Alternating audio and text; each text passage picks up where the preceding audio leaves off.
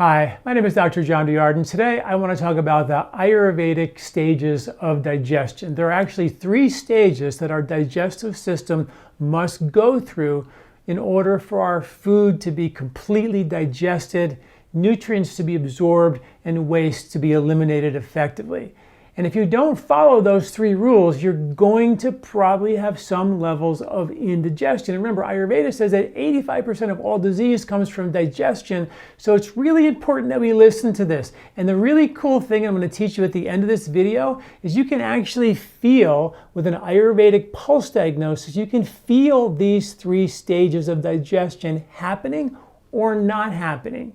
And if they're not happening, you can determine what part of your digestion is out of whack, plus the symptoms you're experiencing, and also how to bring it back into balance. So stay tuned for this video. It might be a little longer than usual, but I think it's going to be really valuable. And you know, the best thing about this is it's all about cooking rice. If you think about when you're going to cook rice, the first thing you do is you put water in the pot and you bring it to a boil. That's pitta, fire, agni. It's called jatra agni or pachaka pitta. And this agni has to increase to cook the food. So the very first thing that happens is we fire up our digestive system to get that stomach really ready to cook the food. Lots of folks who don't have good stomach fire, jatra agni, pachaka pitta, they have weak stomach acid. And as a result of that, they can't break down things that are harder to digest, like the lectins and the anti-nutrients on grains and nuts and seeds and lectins and beans and wheat, for example. Everybody's gluten-free these days because they have weak digestive acid.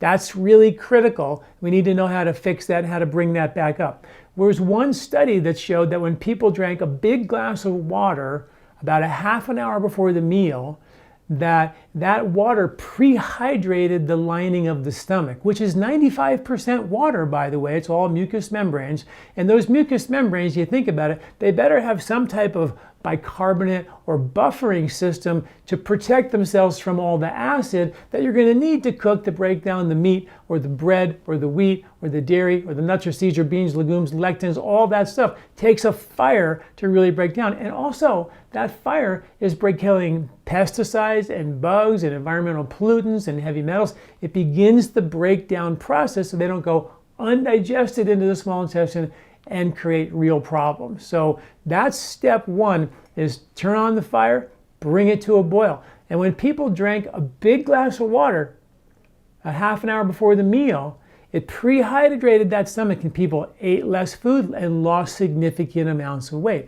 Not that everybody wants to lose weight, but it just makes the whole process more efficient. If the stomach's got a buffering system from a glass of water a half hour before the meal, and the stomach goes, hey, I got to make some acid. And the lining goes, make as much as you want. We're all buffered up. We're super hydrated. That's a cool thing. And that's been well studied and well documented. And the article associated with this video, called something like the 3 stages of digestion, cites all that science. So go there and read the studies. It's pretty cool to see. Other things you can do to fire up your digestion: ginger tea. Sipping a little bit of ginger tea with your meal will fire up and stoke your digestion. If you're at a restaurant, order some ginger tea. You're sipping that tea before the food comes. When it comes, boom, you're ready. Lemon, honey, salt. You know, even at a restaurant, every restaurant has a salt and pepper shaker. A little bit of salt, a little bit of pepper.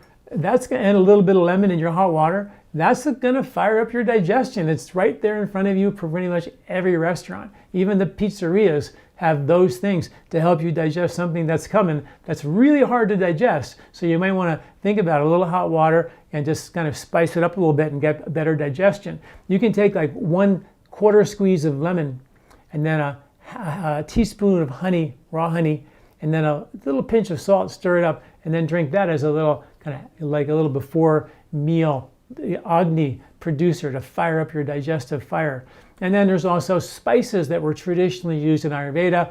We call it the 5 spices, which are ginger, cumin, coriander, fennel, and cardamom.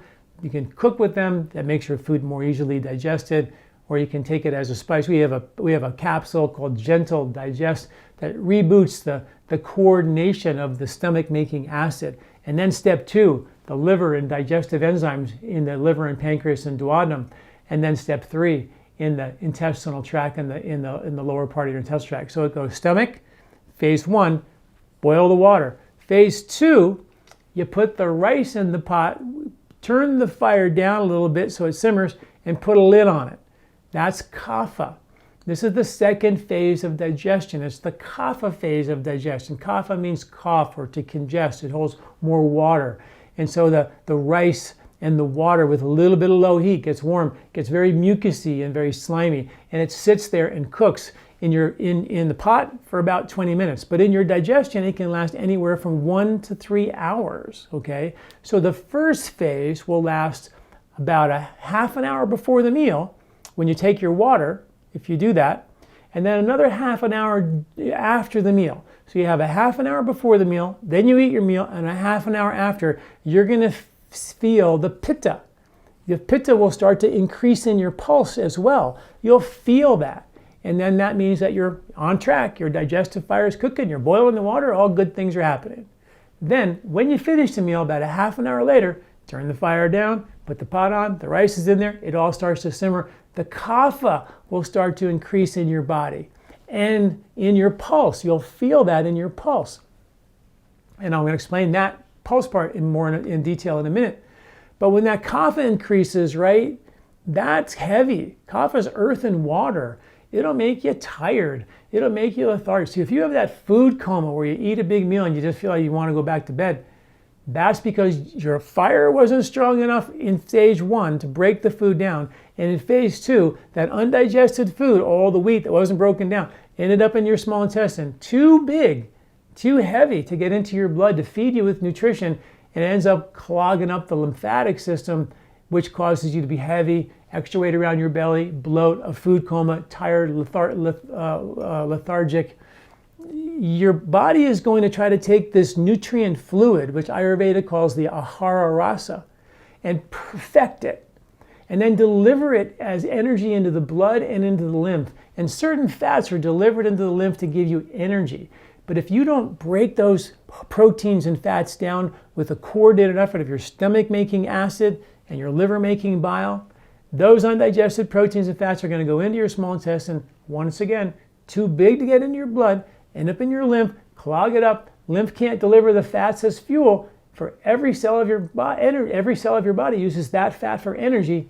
And if that's not there, you're going to feel tired, really lethargic. So that kapha during the cooking phase, right, that's going to increase.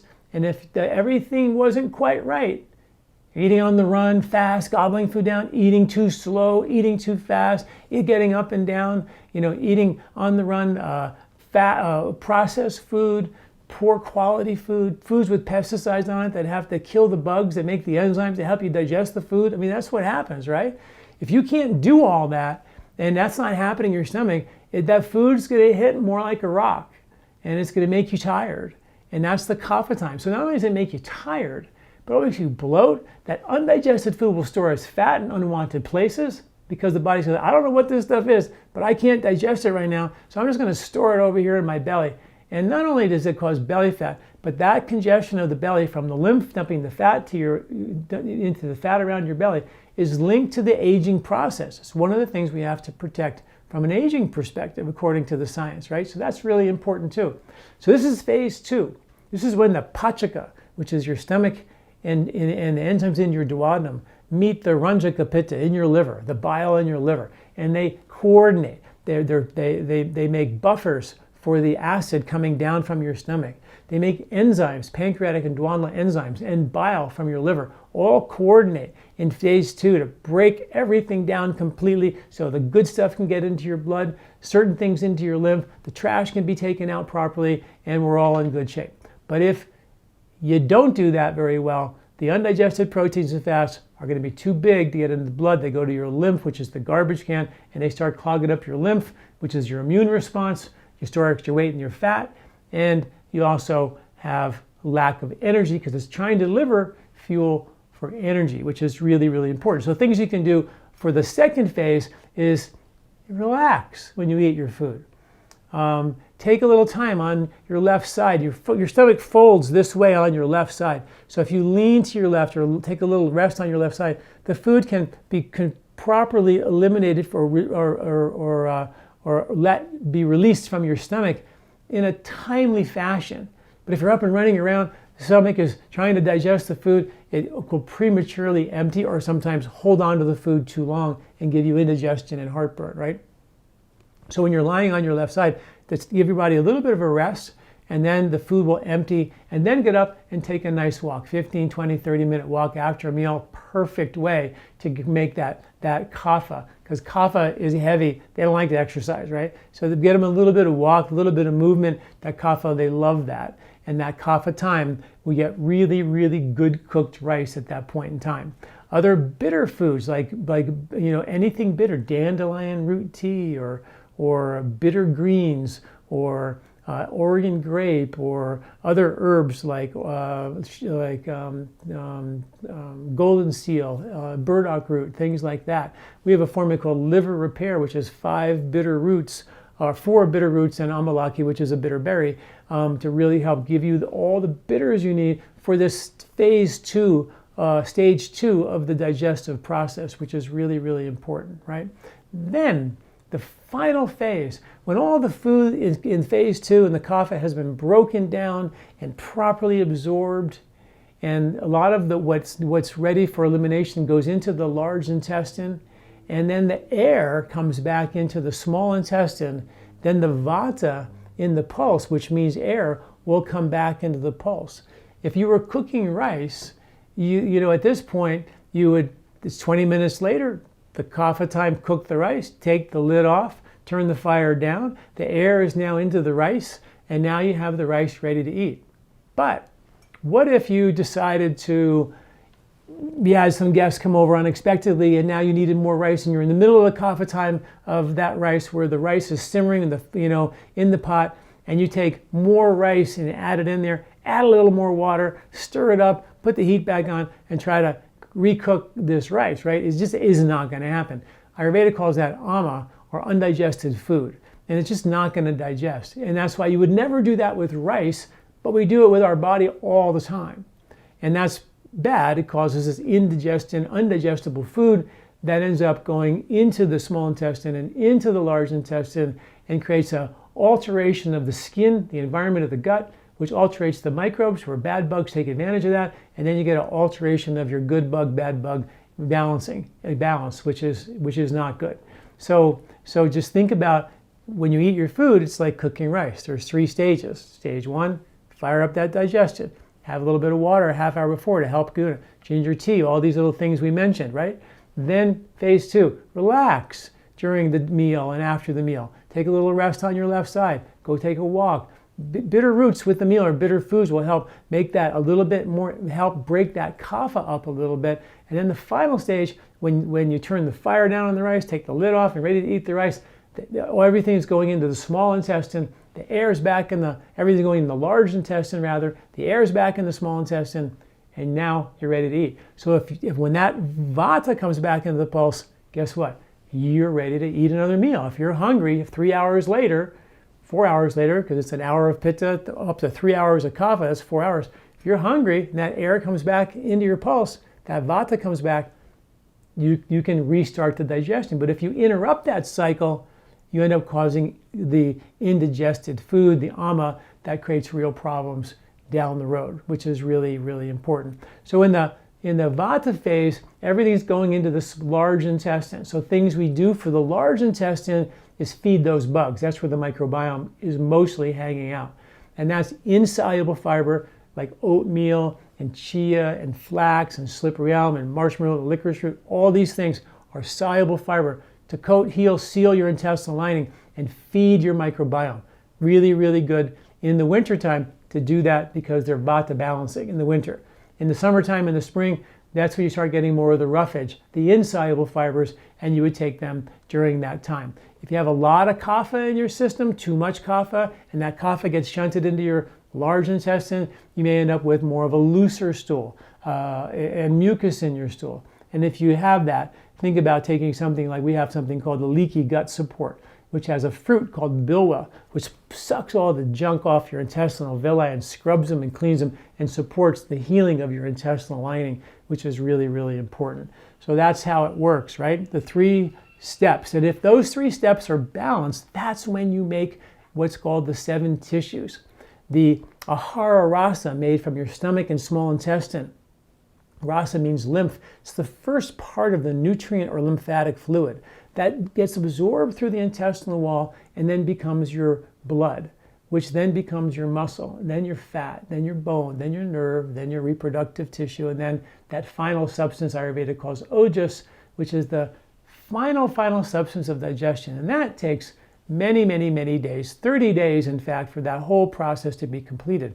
But it all takes place with the balance of the first 3 stages of digestion. First, pitta, the boiling of the water. Second, simmer, more kapha. And third, the final phase is when the air comes back, and vata. So how would you feel that in your pulse? Really simple. If you take your pulse, men take the right wrist and women take the left wrist. So if you're a man, take your left hand, reach around, grab your right wrist.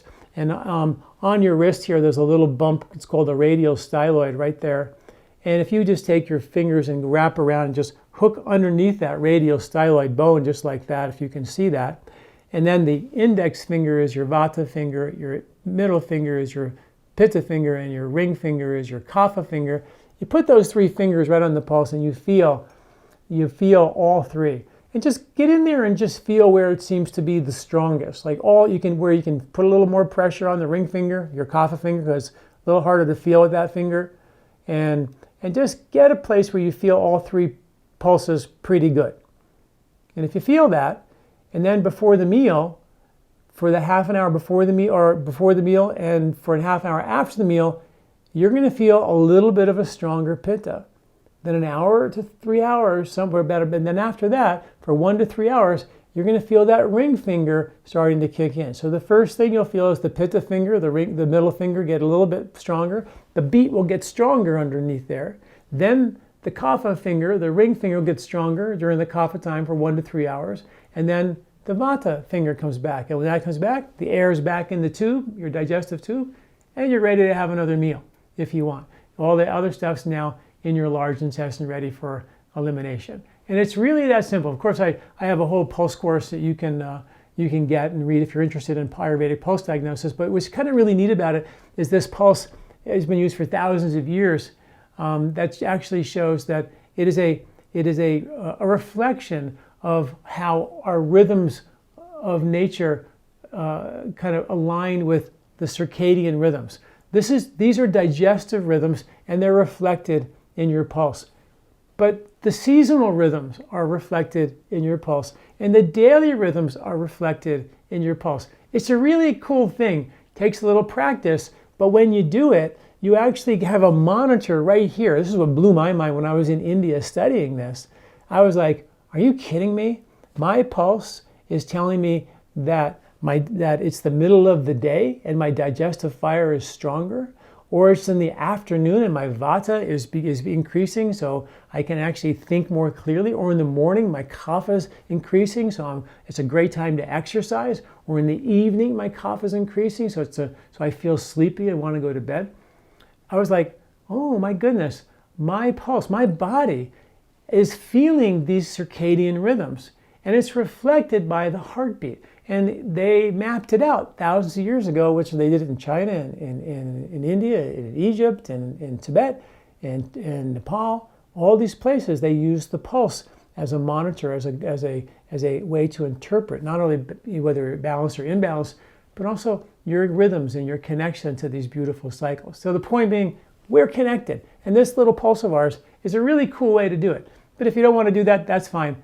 Just think about the digestive aspects of the stages and respect them. Because if you screw them up, it's like cooking rice. Putting more rice in the middle of the simmering process, you don't have rice. You have something that's not going to be digestible or edible or good for you.